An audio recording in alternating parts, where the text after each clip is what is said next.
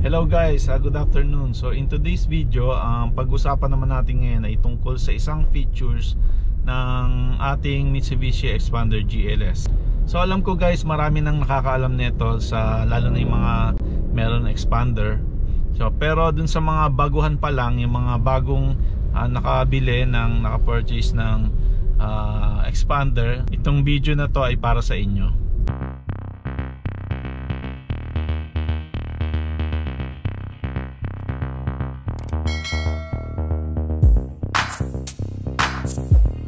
Okay guys, so ang pag-usapan natin ngayon ay tungkol sa cruise control features ng ating Mitsubishi Xpander GLS. Okay guys, this time ay papakita ko sa inyo yung actual activation ng cruise control ng Mitsubishi Xpander GLS. Dito sa harapan ng ating steering wheel, so nandito sa right side yung cruise control buttons na gagamitin natin sa pag-activate. So kung makikita nyo, itong parang merong naka-drawing na time. Hindi ko alam kung time to or yung speedometer. So anyway, so once pinindot nyo ito yung start and stop button ng cruise control. So pag pinindot ko, magka-appear dito yung cruise setting dito sa may display, and pag pinindot ko ulit, mawawala siya. So pag gusto mong i-activate siya, kailangan naka-on dito yung cruise control. Okay? So nga pala, ang cruise control, masaset mo lang siya kapag tumatakbo na yung sasakyan mo ng 40 km per hour. Hindi mo siya ma-activate kapag below 40 km per hour ka pa lang.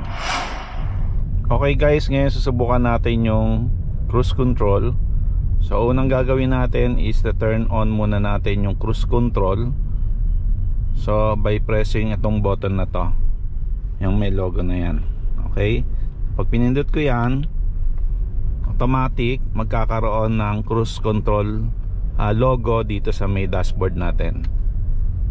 So ngayon, ang next na gagawin natin is kailangan ma-meet niya yung 40 km per hour dito sa ating speed bago natin ma-set. So ayan. So minimum requirement ng speed is 40 km per hour. So antayin natin ma-reach siya ng 40. Then ipe-press natin tong pababa. Ayan, naka 40 na siya. Pindutin lang natin pababa. Ayan, kung napansin nyo, nag-set na siya rito sa dashboard. So ngayon hindi na ako nakatapak sa gas pedal, kusa na siyang tumatakbo kasi nakaset na yung cruise control niya.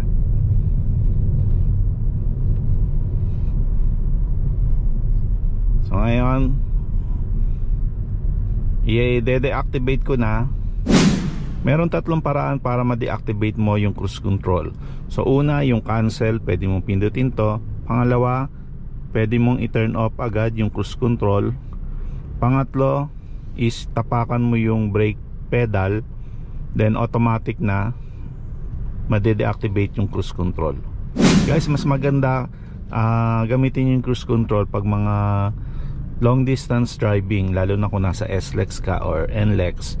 Pwede mong gamitin to para hindi stress yung binti mo sa pagtapak sa gas pedal. So ulitin natin i-activate ang cruise control. So unang-una, turn on mo muna yung cruise control by pressing itong button na to. Then mag-a-appear na yan sa dashboard mo yung cruise control logo. Second is antayin mo ma-reach mo yung 40 km per hour na speed para ma-set mo yung cruise control.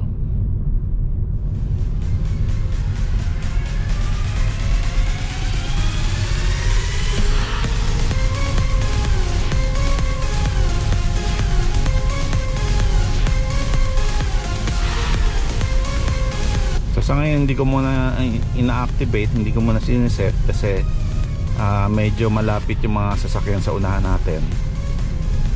So para safe,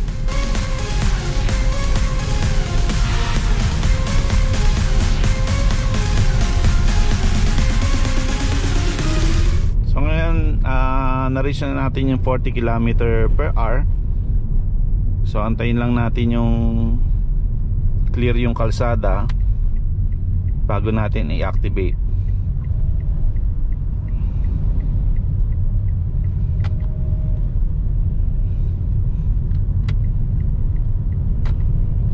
So ayan, so na-reach na natin 40 km/h.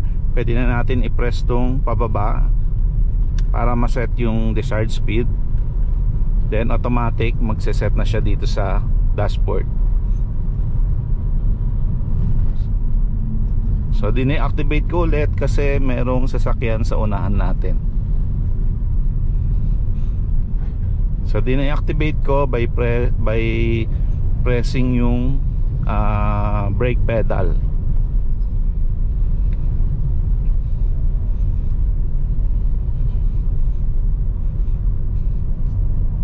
So pag malayo-layo na yung nasa unahan natin sa sasakyan, pwede na natin start ulit cruise control. Sa ngayon papunta tayong intersection kaya hindi muna.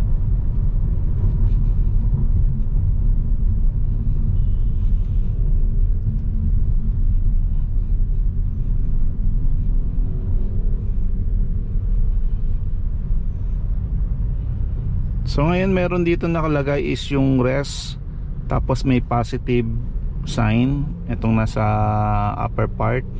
So once na pinaes mo siya pataas, automatic magre-resume yung cruise control mo.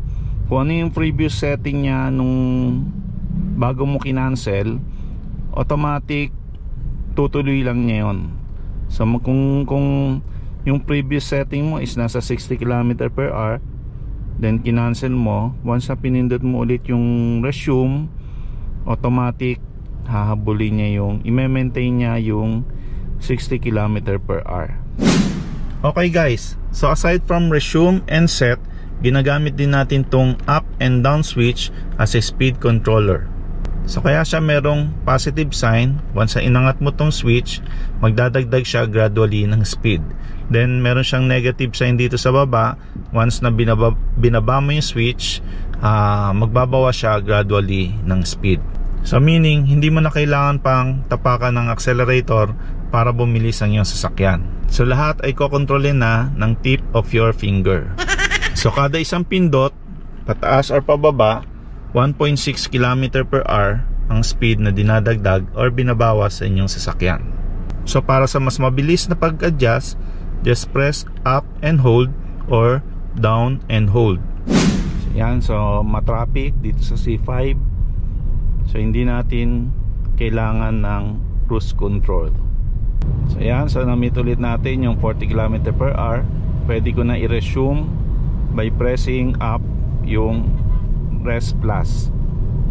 Ayan, kung mapapansin nyo, pag pinindot ko, automatic nag-set siya. Then tutuloy niya yung previous setting ng cruise control. So sa ngayon, di ako nakatapak sa gas pedal. Pero since matraffic, kakancel natin ang cruise control. Guys, kung meron kayo natutunan sa video ko, please like lang and subscribe. Pakipindot na rin yung notification bell para updated kayo kung meron akong video pa na i-upload. Yan, hindi tayo makapag-activate ng cruise control dahil traffic. Guys, iwasan nyo rin gumamit ng cruise control pag paakyat kayo mga hillside or yung pababa kayo ng bundok. So iwasan yung gamitin yung cruise control dahil delikado.